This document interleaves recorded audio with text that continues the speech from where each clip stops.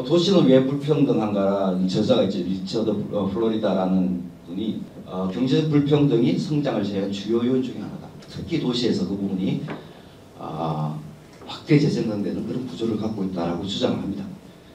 몇 가지 지표를 이야기하는 부분을 들여다보면 불평등 수준이 높은 대도시가 경제 성장률이 낮더라. 그리고 소득 불평등 수준이 1% 증가할 때 일자리의 성장 정체 가능성이 20% 이상 높아지더라. 라는 오래된 데이터를 쭉 축적해서 그 결과를 만들어냅니다. 그러니까 도시가 근본적으로 갖고 있는 집적과 집중, 도시는 불가피하게 그럴 수밖에 없거든요. 왜? 일자리가 도시에 다 있고 모든 네트워크가 도시에 다 있고 모든 생산수단이 도시에 다 있기 때문에 그 도시는 지속적으로 집적과 집중이 됩니다. 그래서 거대 도시가 되고 슈퍼시티가 그래서 생겨나게 되는 겁니다. 그런 불가피함에도 불구하고 그 성장 혜택을 받지 못하는 다수의 사람들이 만들어질 수밖에 없고 그것이 역으로 계층 간의 분리와 그 도시가 항구적으로 성장하는데 지속가능 발전하는데 역으로 걸림돌이 되는 그런 상황들을 만들어내더라라는 게 이제 이 책의 핵심적인 내용인 거죠.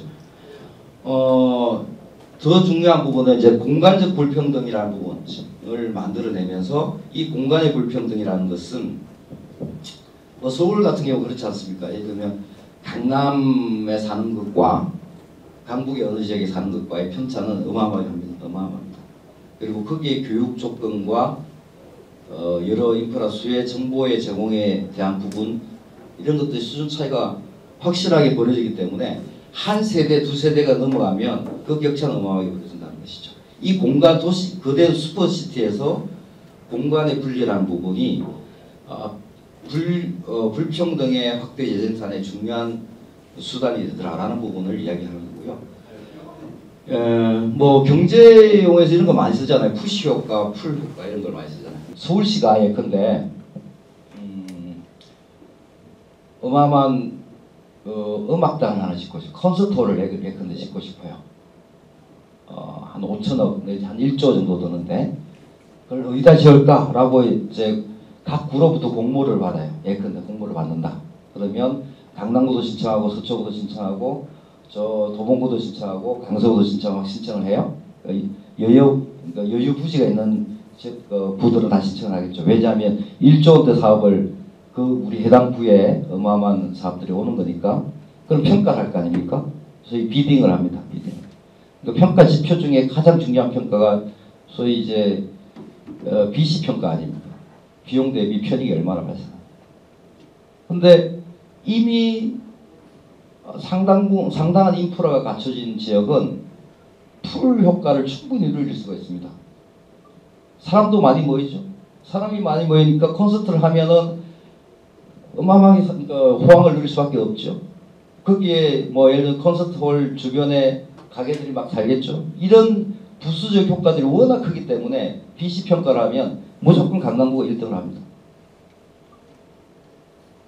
아마 도봉구나 이런 데 꼴찌 하겠죠. 거기 콘서트홀 가면 사람이 가겠어? 우리가 이미 그렇게 생각합니다. 그러니까 이 빈익빈 부익부에서 부익부가 훨씬 더 심각한 문제를 일으킨다는 거거든요. 우리는 지금까지 생각을 약자들을 많이 배려하고 빈곤에서부터 탈출하도록 만들어줘야 돼 라고 생각을 하잖아요. 근데 우리는 절대적 빈곤으로부터 상당히 탈출했기 때문에 그런 부분은 아니라는 겁니다. 오히려 부익부 부분에 대해서 나의 상대적 박탈감이 훨씬 심각해지는 상황은 우리가 맞이하고 있다는 이야기입니다. 그래서 있는 그대로 지표를 가지고 평가하면 잘 사는 동네는 계속 잘 살 수밖에 없는 거죠. 그래서 제가 비서실장을 할 때는 큰 도서관이나 이 문화시설 이런 것들은 주로 강북에 입지하도록 이렇게 인위적으로 지표 관리를 해서 평가 지표를 관리해서 정책에 반영하는 그런 시도를 했습니다. 그렇지 않으면 불평등은 훨씬 심각해집니다.